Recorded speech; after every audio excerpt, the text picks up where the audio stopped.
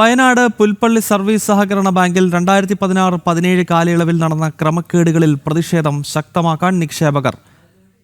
കിളയ്ക്കവലയിൽ ആത്മഹത്യ ചെയ്ത രാജേന്ദ്രൻ നായരുടെ പിതാവ് ശ്രീധരൻ നായർ കഴിഞ്ഞ ദിവസം ബാങ്കിന് മുന്നിൽ കിടന്ന് പ്രതിഷേധിച്ചിരുന്നു. വായ്പാ തട്ടിപ്പിന് ഇരയായാണ് രാജേന്ദ്രൻ നായർ ആത്മഹത്യ ചെയ്തത്. പുൽപ്പള്ളി സഹകരണ ബാങ്ക് വിഷയത്തിൽ അന്വേഷണം ഊർജിതമാക്കണമെന്ന് ജനകീയ സമരസമിതി ആവശ്യപ്പെട്ടിരുന്നു. എന്നാൽ യാതൊരു വിധത്തിലുള്ള നടപടിയും ഉണ്ടായിരുന്നില്ല. തുടർന്നാണ് നിക്ഷേപകരുടെ കുടുംബമടക്കം പ്രതിഷേധം ഘടിപ്പിക്കുന്നത്. പട്ടയം അടക്കമുള്ള രേഖകൾ വേണമെന്ന് ആവശ്യപ്പെട്ടാണ് ശ്രീധരൻ നായരുടെ പ്രതിഷേധം. എന്നാൽ വിവരങ്ങൾ നൽകാൻ കഴിയില്ല എന്നാണ് ബാങ്കിന്റെ മറുപടി. തുടർന്നാണ് ബാങ്കിന് മുൻപിൽ കിടന്ന് പ്രതിഷേധിച്ചത്. 2.5 വർഷമായി ഒരു മനുഷ്യന് 2.5 വർഷമായി ചേട്ടൻ മരിച്ചിട്ട്. അതിന് മുന്നേ അമ്മ മരിച്ചു. ഒറ്റ ഈ ബാങ്കിൽ നിന്ന് സാറുമാർ കൂടി വന്നു. തിരുവനന്തപുരത്ത് സാറ് വന്നു. അവർ വന്നപ്പോഴാണ് ഞങ്ങൾ അറിയുന്നത് ഇത്ര ലക്ഷം രൂപ ഞങ്ങളുടെ ചേട്ടൻ്റെ അക്കൗണ്ടിൽ കൊല്ലപ്പടി സജീവിൻ്റെ അക്കൗണ്ടിൽ പോയി. ഞങ്ങൾ പരിഹാരം കണ്ടിട്ട് ഞങ്ങൾ കൊണ്ടുപോകും. അല്ലെങ്കിൽ ഇവിടെ കിടന്ന് തന്നെ വരിക്കും.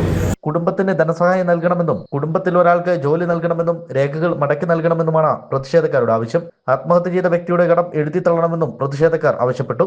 30 കുടുംബങ്ങളാണ് പുൽപ്പള്ളി സർവീസ് സഹകരണ ബാങ്കിന്റെ വായ്പാ ക്രമക്കേടിന് ഇരയായത്. പല ആവശ്യങ്ങൾക്കായി വായ്പാ അപേക്ഷ നൽകിയവരുടെ വായ്പ തുക എത്തിയത് മറ്റു ചിലരുടെ അക്കൗണ്ടുകളിലേക്കാണ്. എന്നാൽ ഈ കേസ് എങ്ങും എത്തിയില്ല. ഇതിനെതിരെയാണ് പ്രക്ഷോഭം ഘടിപ്പിക്കുന്നത്. ജനം, വയനാട്.